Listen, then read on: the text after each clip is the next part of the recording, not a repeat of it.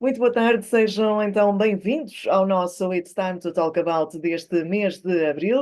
Desta vez vamos dar início, dar oportunidade nesta sessão a uma introdução à ISO 42001 AI Management System. Muito obrigada a todos por estarem connosco. A nossa sessão de hoje a apresentação será feita em inglês, bem como a moderação e as respostas, mas as vossas perguntas mais à frente nesta sessão podem ser feitas em português, conforme se sentirem mais confortáveis, porque teremos a oportunidade também de fazer essa tradução e obter as respostas às vossas questões.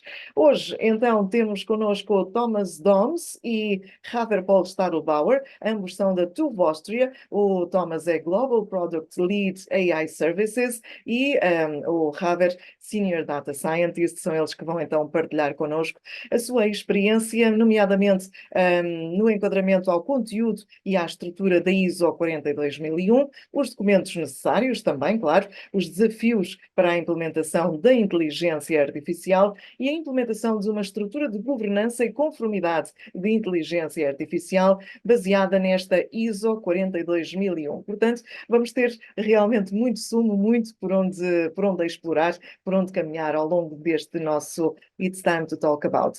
O Thomas Doms, depois de se formar em Economia, trabalhou mais de 20 anos em diversos cargos de gestão em empresas internacionais. As suas principais áreas de atuação foram o desenvolvimento de negócios, a gestão de inovação, bem como estratégias de tecnologias de informação e segurança da informação. Nos últimos 15 anos, tem trabalhado como consultor em várias áreas de IT, segurança da informação, inteligência artificial, digitalização e também em Protection and Compliance, desde o ano passado que está então na TUV Austria. Por outro lado, temos também connosco, e aproveitar para dar as boas-vindas, o Xaver-Paul Stadlbauer. Ele concluiu, aliás, os seus estudos em Viena.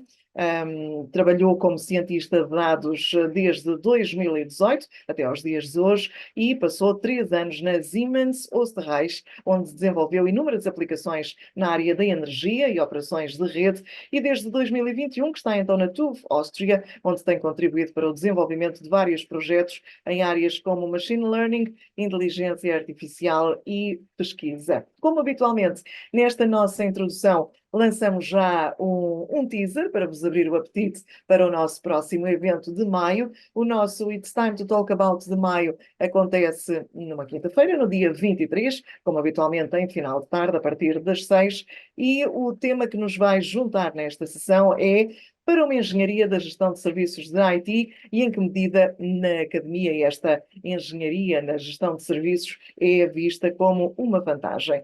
E, posto isto, sem mais delongas, dizer também que o debate mais à frente, sensivelmente a partir das 6h30, 6h35, é conduzido então pelo António Bento, ele que é vogal da direção do itSMF Portugal. Lembro então que as perguntas que nessa altura queiram dirigir aos nossos oradores podem ser feitas em português e, mais uma vez, renovar então os votos de boas-vindas e agradecer a vossa presença nesta tarde de quarta-feira, neste caso. Vamos então a isso. Thomas, Javier, welcome to itSMF Portugal. Welcome to our webinar. Thomas, I think that you are now the leader of the presentation. Welcome. Thank you so much. You have your microphone off. Perfect. Thanks for reminding me, and thanks for inviting us to have a little information session about the ISO IEC 42001, which is about the AI management system. And together with my colleague Xaver, we would like to give you some additional information about the standard and maybe how to handle it and what might be solutions for the challenges we could occur. So maybe, Xaver, we can start with the first slide. This is the agenda we prepared for today. We would like to introduce you to the standard and its content and structure. We will give you some examples of requirements of the standard and what do they mean for the implementation perspective. What is the connection and the context of the EU AI Act? Was it the impact, what we are expecting? What might be best practices that could be used even today? Because we all know AI is new technology, even it was in science invented and explored for a long period of time, but in business, it's a new technology, and we have not very much experience with the risks of AI systems and applications, but we think we have some best practices for you. We would like to talk a little bit about the requirements for auditors who would like to perform audits according to the standard, and maybe also what could be used as the key performance indicators to measure the effectiveness of such an implemented management system. So, Xaver, maybe we first start with definitions of AI. We have prepared one definition according to the AI Act from March, so last month, when the final draft of the AI Act was published, and we have got one of the ISO IEC 22989, and we see that the definition according to the AI Act is a little bit problematic, let me say it like that, because it's not easy to interpret. So maybe, Xaver, what do you think? What would you expect to be an AI system according to this definition of the AI Act? Yes. So first of all, thank you, Thomas, and good evening from my side. So we have multiple definitions of AI, and according to the European AI Act, AI is a machine-based system that infers from an input how to generate an output. The important word here is how. So the machine-based system learns how to generate an output. According to the ISO, AI is not a system. AI is a field, a scientific and technical field, and they prefer the term AI system when they want to talk about the model or the architecture. And according to the ISO, an AI system generates output from a given set of human-defined objectives. Yes, so both of them have their advantages and disadvantages. I personally like the second definition because an AI system is, for me, much clearer, and I think that, but both of them try to refer to a system that generates something from objectives. I think that's the common ground of both definitions, but there are many definitions out there. And yeah, I think, yeah. Yeah, I've discussed with some experts in our group as well, and they thought that the AI definition is a little bit problematic because it could also be connected to normal software solutions, because also there's an input that infers an output. So it's not so easy to decide when it starts to become an AI system, so software. And yeah, maybe that would be open to interpretation in the future. But the usual translation of the AI definition is that we talk about the classical models we know from supervised, unsupervised learning. And as we have seen in other text passages of the AI, of course, generative AI systems are also seen under the AI Act. Okay, and now what is the ISO IEC 4201? It's an international standard published in December last year, and it's the part of the integrated management systems row, because it's seen as a supplemental, for example, for the ISO 9001, which is the quality management system, the typical one. And here are given some domain-specific requirements for the processes related to AI development and AI operations for organizations which would like to follow these rules as best practices. So, as I said, it's an extension of existing management systems and focused on AI. And who should use it? Typically, organizations of any size that are using AI products or providing AI services or products to other partners and participants in the market. And that leads us to the next slide, Xaver. So the AI management system should provide guidance. As we know it that from other management systems as well, typically to risks and chances or opportunities, as it is called here. So we can now, on the basis of the AIMS, we can assess AI risks and try to decide how to treat them best. We should, if we follow the guidelines and the process requirements, we should be able to ensure responsible development and use of AI systems. We would maybe have achieved improved traceability, transparency, and reliability of AI systems. And we will give you some hints how we can get from this process framework to product-related requirements as well for the reliability of AI systems later in our talk. Of course, in organizations and typically in the business, it's often about potential cost savings or efficiency gains. So we would like to enhance our quality and earn more money with superior products. So that would help as well. And what is even very important is, of course, it's meant to be used to get compliance with legal regulations, because the AI is coming and we should have some guidance. What should I do best and implement best to meet the expectations and the requirements of the regulation on the European AI Act side?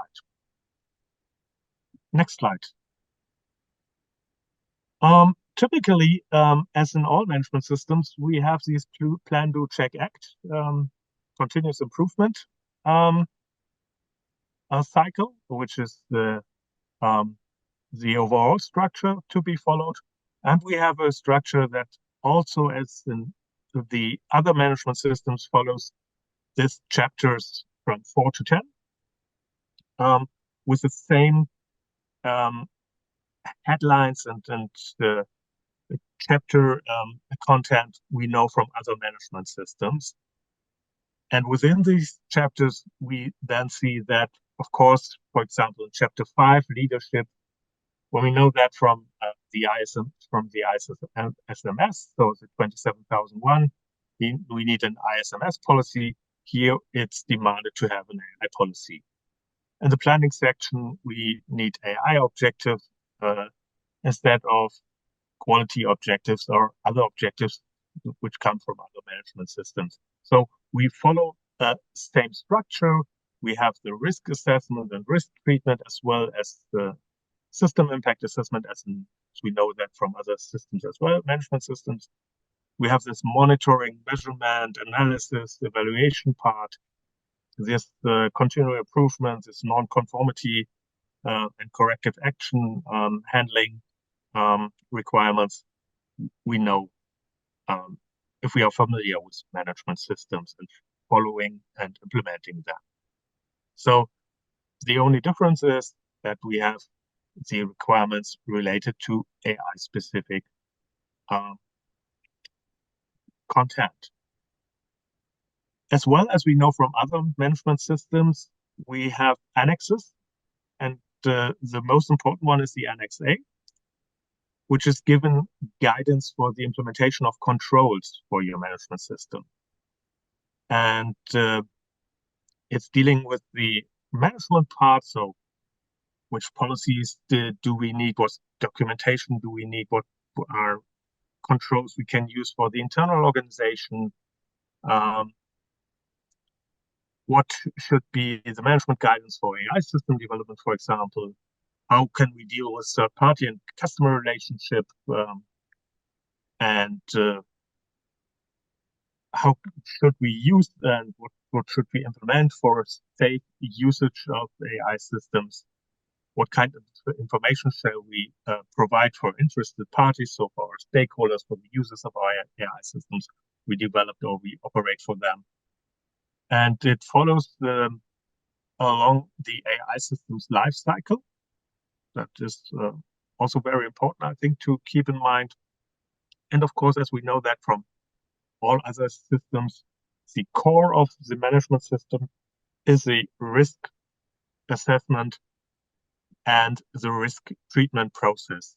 So why do we have requirements in the management system? Because we want to prevent that risks that could occur would get into life and would happen. So that's why we are usually following a process and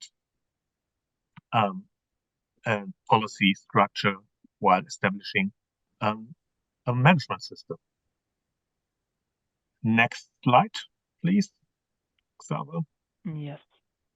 So it's worth mentioning that Annex A, or the controls in Annex A, are not always required in the ISO 42001.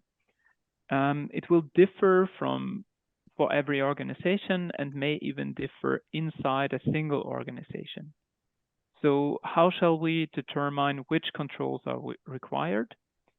And here the ISO suggests a risk-based approach for a particular AI use case or AI service or AI product. And in addition, the risk needs to be documented and shall be reflected in the statement of applicability, which is a very central and important document for the ISO 42001.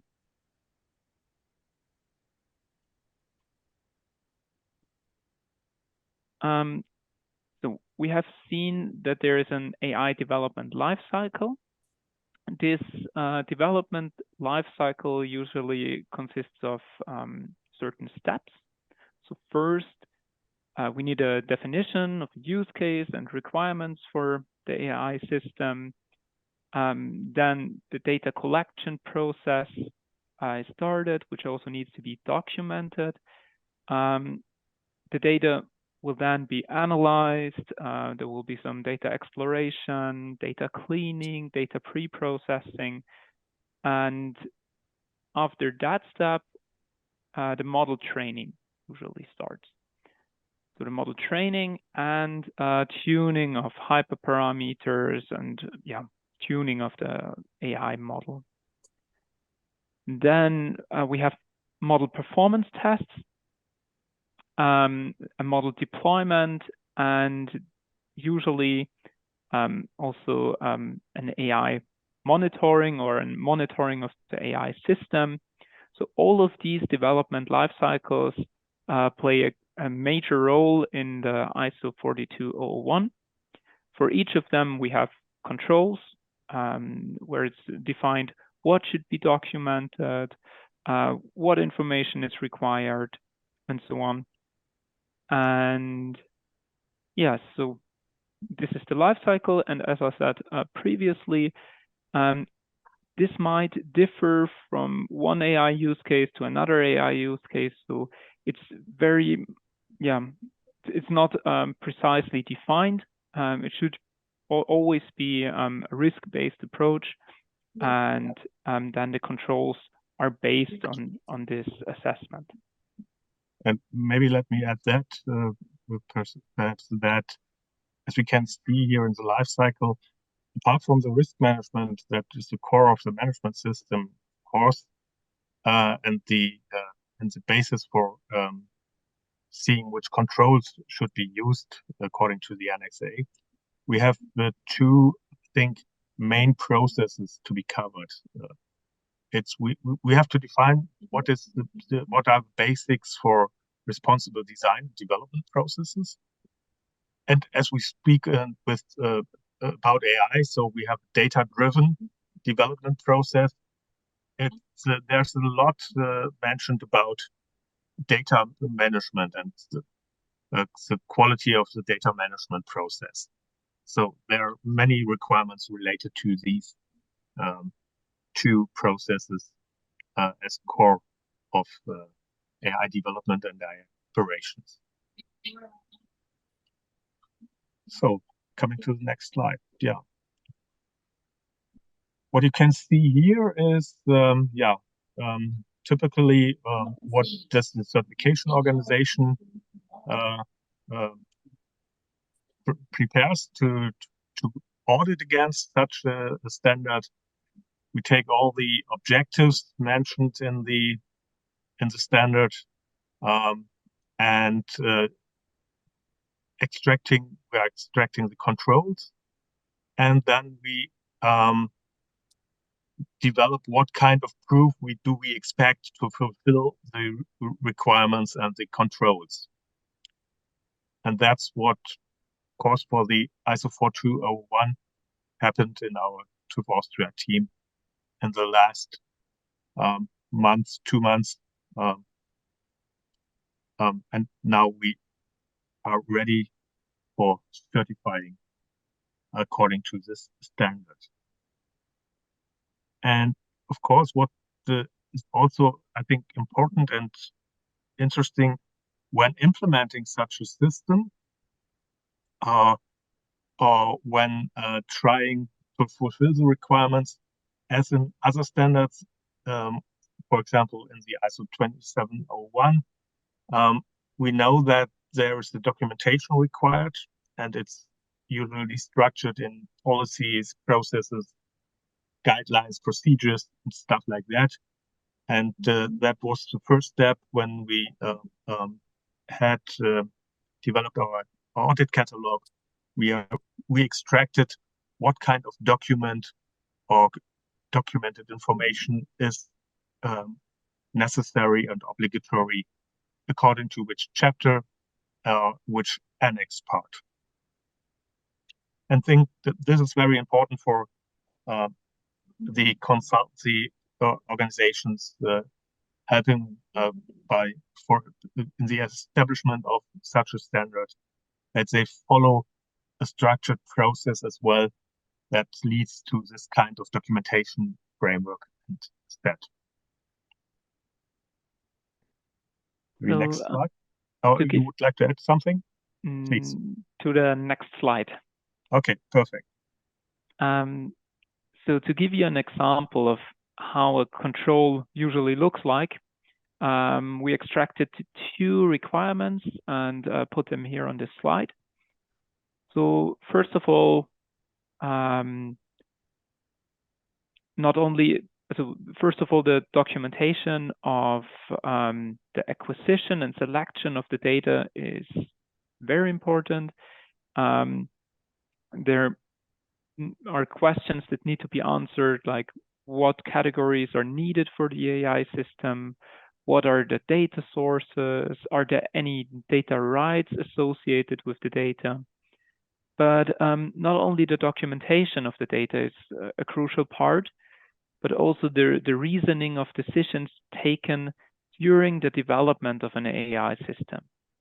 So for instance, the justification of the AI system is required. What do we mean by justification? During the audit, questions will need to be answered. For instance, which AI approach was used and why? When and how will the AI system be used? And how is the AI system validation measured? Yes. The certification process would follow the same steps maybe we know from others.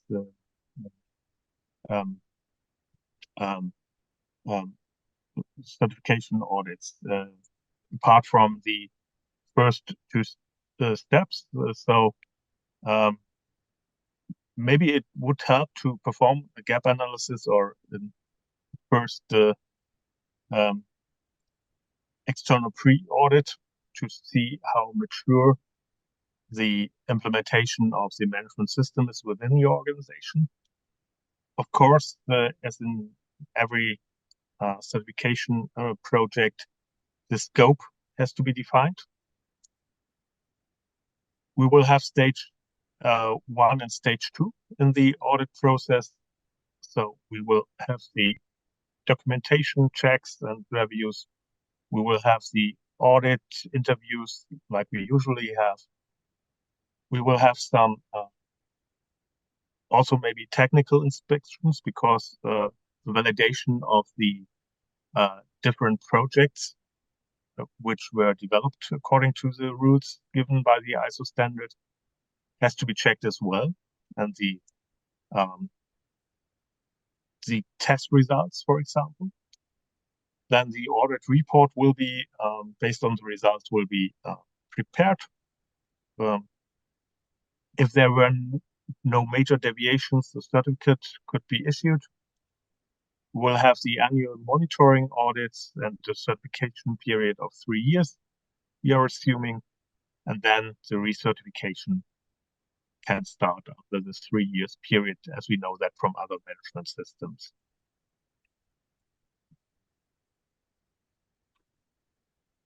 So, what is the relation between the European AI Act and the ISO 42001 standard? So, both are pretty new. They were published recently. The ISO 42001 was published in December 2023. And the European AI Act, so there was a political agreement on the AI Act also in December 2023. So harmonized standards play a key role in the European AI Act. In fact, Article 40 of the AIA Committee draft of the European AI Act states that high-risk AI system or general-purpose AI models which are in conformity with the relevant harmonized standards are presumed to be in conformity with certain requirements of the European AI Act. So this could be considered as one of the main reasons why organizations should implement the AI management system, and why it will be or play a key role in the future. We believe that with the AI 4201, you have a solid basis for an AI governance framework that could lead to high quality, maybe high risk systems. As we has mentioned, the product perspective is very intensive in this management system standard. And this leads to also to question what would happen with AI based applications. How could they be certified as a product to be put into the market? For example, if we talk about human-robot collaboration, stuff like that. For that, you need also a validation and testing catalog for products. And as there are no international standards now applicable because they are not developed yet till the end, we have developed our own product certification catalog based on some standards we know from the market. And next slide, maybe. We have reference norms, so we are basing our product certification on the 4201, also on 2428, and other standards you might see on the slide, and you will get the presentation afterwards, so you can read it point by point. And maybe we have time for discussions. We will hurry up a little bit. Thomas, I'm so sorry for interrupting you. I'm just this is just a reminder that we are approaching the limit of the presentation, the hour of the presentation, so there can be questions from the audience. So is that okay for you? 5 more minutes, please. 5 more minutes, and we will be done then. Okay, so thank you we so hurry up a little bit. Next slide. So it's all about functional requirements, and we have defined the basis for functional trustworthiness. You can read it in the slides afterwards, so we will not bother you with that as well. Please, for fulfilling the requirements of the ISO 42001 while implementing it in your organization, follow best practice guidelines that are available on the market. So different parts of this AI lifecycle could be covered with this best practice guidelines that are, for example, available at our organization as well, to help you and support you. Next slide, Xaver. So this is some examples for what kind of templates should be in place and should be used. And next slide. For the risk management approach and the risk assessment and evaluation, we would say that the NIST approach from the US is the most elaborate at the moment. So we follow this approach as well when helping companies to implement AI risk management. Next slide. So now, when can we expect to have the first certifications according to the standard? For example, as we have some pilot customers who would like to be audited and certified according to the standard, we requested the accreditation by Accreditation Austria, and in parallel as well in Greece, that is it, because they are a little bit waiting how many interest is there for accreditation. And they told us that maybe we need a certain period of time to have some experiences with implementation of the standard in the market before getting accreditations. So we will hopefully achieve an accreditation in summer by one of these two accreditation bodies.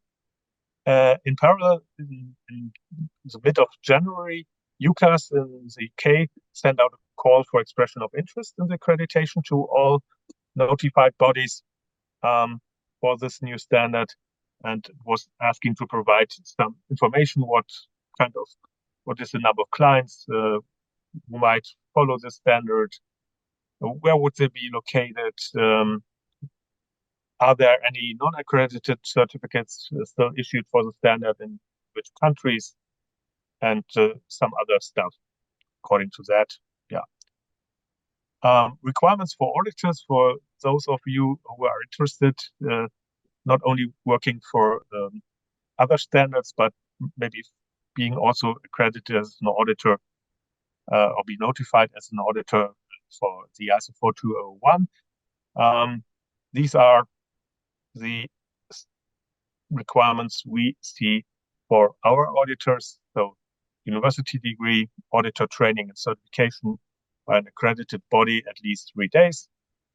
For the training, personal certification, at least 4 years of experience in a relevant domain.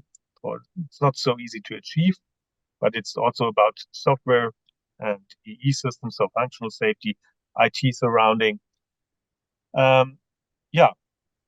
Systems engineering would be helpful, and at least, of course, some monitoring audits performed by our lead auditors, and there will be also trainings, additional trainings, and an annual experience exchange, as we know that from other standards. So these are the things we provided to the accreditation bodies. And the performance evaluation, some KPIs that might be helpful. for organizations who would like to implement such a standard to measure their performance. Xaver, the floor is yours. Yeah, thank you. So this is still something that is in development. We're still thinking about what are KPIs that we could use. We are sure that it also depends on the company, but we group them by AI objectives. So by ethical usage, for example, data protection, system reliability, responsive development, and other KPIs. So to give one example, we have minimum performance requirements for one AI use case, and one measure could be the mean deviation from this minimum performance requirements, or generally the rate of fulfilled minimum performance requirements. So now we have come to an end, and we are open for intensive, vivid discussion with all of you. Yes, of course. Thank you. Thank you so much, Thomas. Xaver, thank you so much for your presentation, your very complete presentation, and for sharing your experience at TÜV Austria. The time has come when our audience can ask you questions. Feel free to do so in Portuguese or in English, as you wish. And Antonio Bento will now lead and moderate the conversation. Just adding that 5 minutes before 7 o'clock, we'll launch a small poll so that we can know if you enjoyed today's webinar. António Bento, now it's the time. Vamos a isso. Thank you. Muito obrigado. Obrigado, Daniela. First of all, thank you very much, Thomas, Xaver, and José, for being with us, for your kindness and for your availability. It's very nice to share. Very good to share with experts that are in the front line, these topics that are so hot in the moment. Thank you very much for our audience. And as Daniela said, put your questions on the chat and we will translate them as good as we can, of course. But we can use an AI tool, for example, for translation, and it will help. I'm joking. Let's start here with some general topics. You have mentioned the European Union AI Act. For example, as an auditor, is it expected that both as internal or external auditors, we can use some requirements, some guidance from the European Union AI Act to address, for example, some improvements, some non-conformities, etc., or we will stick to the standards and we will use the European Union AI Act as a sort of a guidance, but not with that requirements oriented, etc. For now, for starting, it will be guidance, or we will use it during the audit as a source of requirements itself. I think for the start, we will use the AI Act as the first line of guidance, because as we have seen, or as I've mentioned, the standardization is still going on and in progress. So, for example, how to test and audit an AI system that is developed is not clear at the moment. So we have made some proposals with our functional trustworthiness definition as well. We know that there's because we prepared recently a white paper for AI audit, product auditing and certification with all the testing, inspection, certification companies together, that they will follow this functional trustworthiness concept, but there are no clear rules for that. So from that, in the start, we have to follow the regulatory rules until we have some technical documentation coming from the standards that we can use as new controls, and that is a little bit the mess in the actual situation, that we have a variety of and a broad range of interpretability of how to fulfill a requirement. Oh, okay. Thank you very much, Thomas. If you have and Jose want to address something, please switch yourself here. We are around the table, and no problem with interrupting and addressing something to the conversation. Okay, thank you very much. Another topic that interested me along your presentation is about the scope definition. For example, in Annex A, it didn't seem to me very clear during the orientation. Maybe I missed it concerning, for example, scope definition. But the question is much more basic. The question is a sort of a starting point by a rookie, okay, in these topics.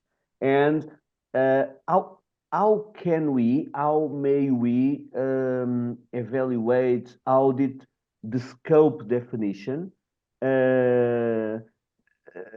Will we go through the processes approach? Will we go through the AI models? Will we go through the data sources, for example, to address and to show us, to help us define and audit and confirm with the organization the scope, or everything will go into our evaluation of the scope? Are there some guidance on this? Because it's the starting point, right? The scope definition, and it will impact on everything else. Yeah. We also miss a little bit of guidance for the scope definition process. What we assume as the best initial approach is, as the ISO 4201 is meant as a supplement to other standards, management system standards, that we follow the scope definition rules coming from that. So this organizational perspective, this process-related view would help much more than getting into the specific environmental details that we have to cope with when we are looking at AI development and AI operations. That is coming more from the model perspective and from the data management perspective. But of course, one of the core processes will be the data management process. So this will define a lot and will have a high impact on the quality and the reliability of your product that is developed according to the standard, to this framework. But I think number of locations, number of employees in the scope is a best first step. And that was also the step we discussed with our pilot customer, that we will follow this rule, because in the end, the 4201 will be go into the management audit schedule that is usually performed. So you get an audit as an organization for your quality management, for your environmental management system, your ISMS and the AI management system within the same 2 weeks. And so we have to have established comparable scope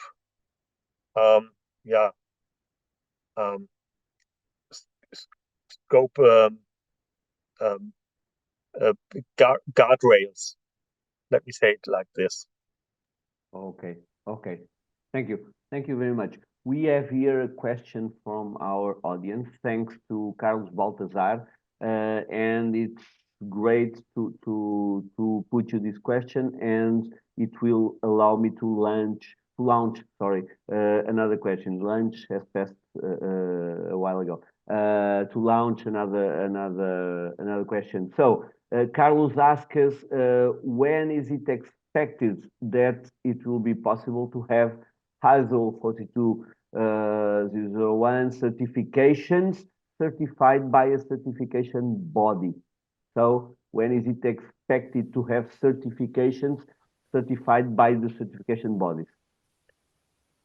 When everything is going fine, as we had on one of the last slides with the UCAS mentioning and the accreditation bodies in Greece and Austria, we would expect that we would perform the first accredited certification audit in summer, so in July, maybe. Yeah. If I can jump in, Thomas, just to clarify, at this moment, TÜV Austria can already provide certification audits non-accredited. It's possible to make certifications non-accredited. So accredited, it's what Thomas is explaining now. Maybe for July, September, something like that. UCAS, it's moving like you have saw on the slides. But at this moment, if you need to have already a certification and to position your company on the first wave, because in the IT services, this is always very important to address. So it's already possible to make the certification from our side. And then you can jump and you can pass to an accreditation certification. That is always possible to make that afterwards. It's always possible to do like that. But at this moment, we can only do a non-accredited certification. Okay. That could be, of course, then levered up to an accredited one. At the moment, we got the accreditation. Okay. Thank you very much, Thomas. Thank you, José. Thank you, Carlos, for the question. And the audience, I challenge you to put more questions, because it will give us that dynamic we like. Another question I have here, it's following this certifications and mainly talking, for example, about internal auditing. How can we calibrate and balance the awareness and the training within an organization between our people, our employees, our teams, and the internal auditors? Because we are starting, and sometimes me as an internal auditor, I may have an approach that maybe not yet understandable. How can we calibrate this between internal auditors and the teams, for example? On this moment, of course. It's not so easy. To be honest, I think what should maybe, this question also to us, for example, José, I think maybe we should also try in the start to implement experience exchanges with the organizations to spread more knowledge about the special obligations we should give attention to within the internal audits. So it as Xaver told before, we have additionally these project-related perspectives. So the different AI use cases and the specific risks for them, it's not enough just to follow as an internal auditor the normal procedurals and processual view within the internal audit and expect a generic documentation that is sufficient enough for all projects. So there must be project specific rules as well be defined.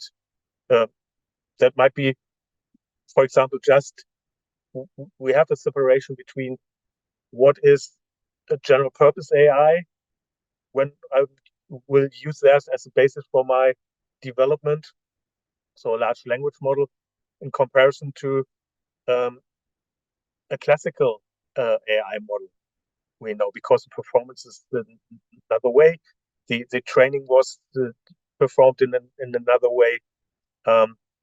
The results, the output has other problems to be expected. So we need specific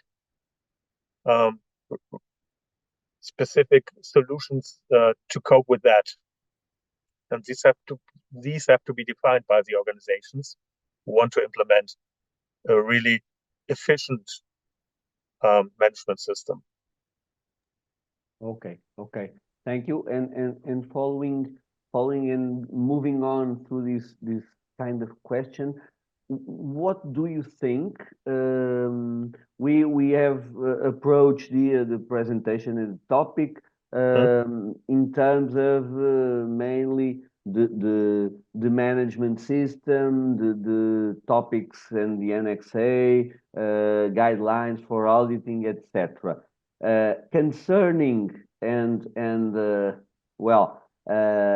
approaching the internal audit, that will, of course, be the first approach to audit before the external, logically and naturally. What risks may we address on the risk approach and on the risk matrix for the internal auditing team to cope with and to mitigate? Main risks that we can, for now, estimate that an internal auditing team will face? Maybe, Xaver, you working as an auditor should give some information about that, and you should unmute before. Yeah. So it's very important to consider risks in each life cycle of the AI system. So starting from the data acquisition, in the field of AI, there is this saying that garbage in means garbage out. So if the data quality is not good enough, then the AI system can't learn, can't generate output that reflects the output that we would like to see. So this is a major risk factor. The data quality, the data acquisition, where is the data coming from?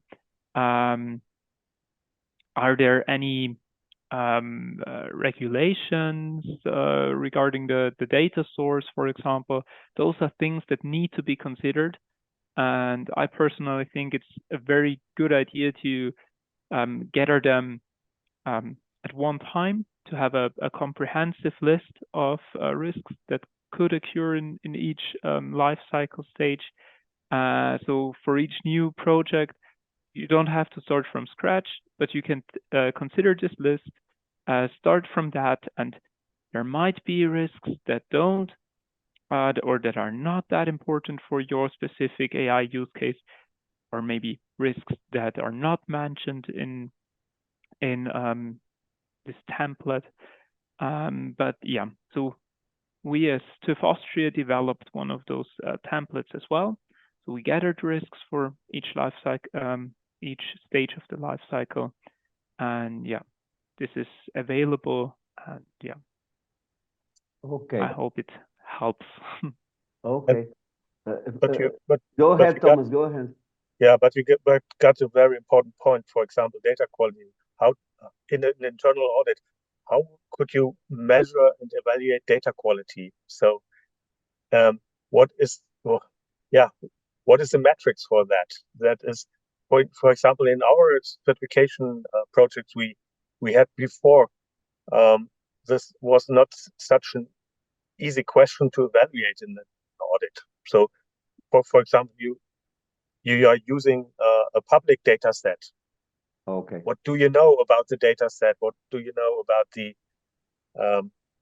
different environmental factors while collecting the data, stuff like that? Were there some data in the collection process ignored, stuff like that? So there's so many different problems that might occur.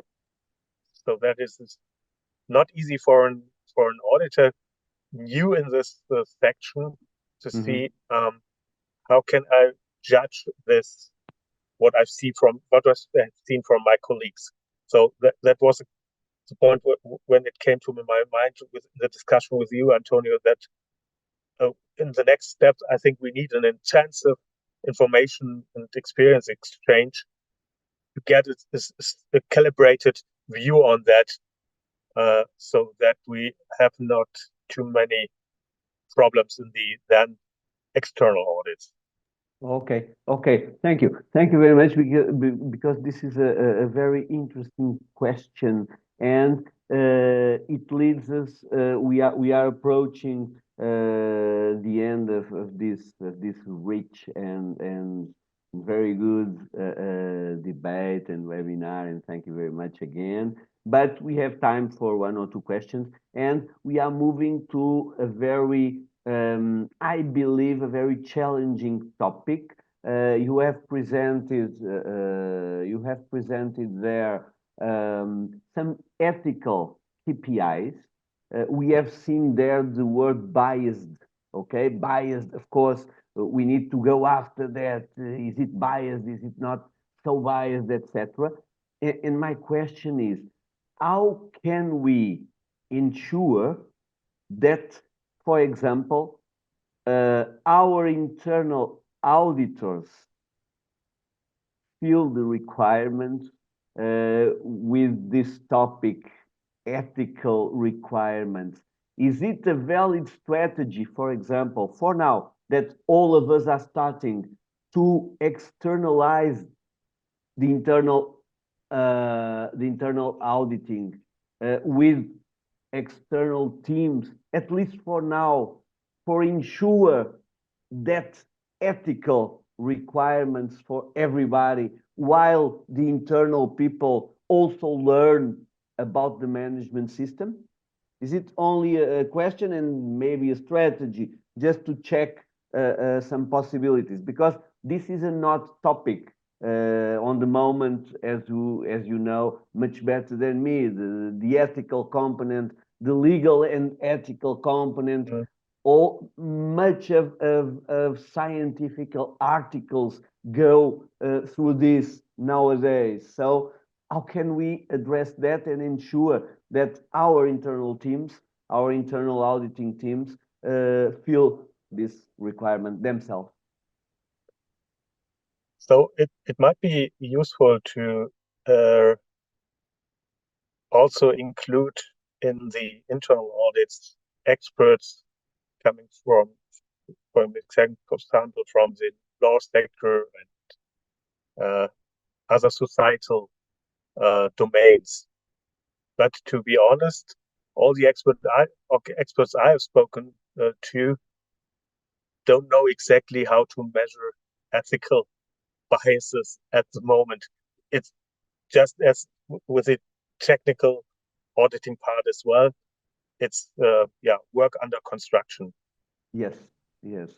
And it's for technical approach, it's more easy to measure a result of fulfillment, the degree of fulfillment of an objective than for an ethical objective, because I think if you ask 3 people coming from different cultures, they expect other rules maybe that have to be applied to fulfill ethical requirements.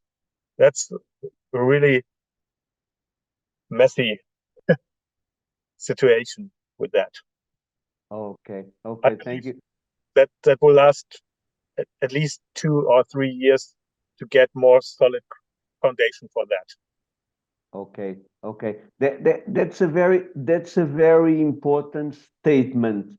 Another one that we will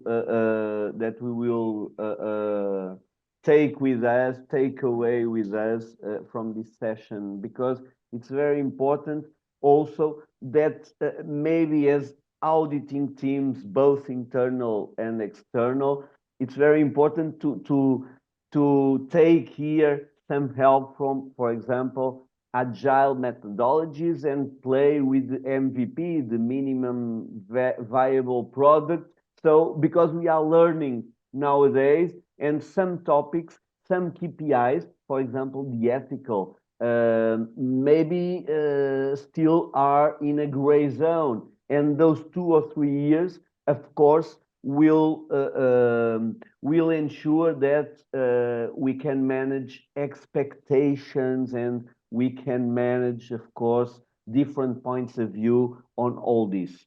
So thank you very much. We are a little bit 2 minutes over our time, but before passing the word to Daniela, let me thank again very much Thomas, Xaver, José for being here with us. I think we will meet again in the near future, because as Thomas said, all these is under construction, and it's marvelous to be part of this moment where we can learn so much and be actors on all this implementation and auditing of management systems regarding to AI. So thank you very much for being with us. And Daniela, please go ahead and make the closure as you know so well. Thank you. It's a challenging moment we live indeed. Thank you so much, Thomas, José, Xaver. I hope to see you soon. We'll meet again, for sure. Muito obrigada a todos os que estiveram connosco durante esta tarde, durante o nosso It's Time to Talk About, desta vez então dedicado a todas estas questões que andam à volta desta ISO e que aqui nos motivou também toda esta troca de comentários, a ISO 42001. No próximo mês, em maio, marcamos encontro então dia 23. Se quiserem ir sabendo mais detalhes sobre a atividade do itSMF Portugal, enviem-nos um e-mail para secretariado ou para comunicação@itsmf.pt e recebam também a nossa newsletter. Obrigada a todos por estarem por aqui. Marcamos encontro então para dia 23 de maio. Até lá, muito obrigada. Continuação de uma boa tarde e bons feriados, entretanto, que nos separam até ao dia 23.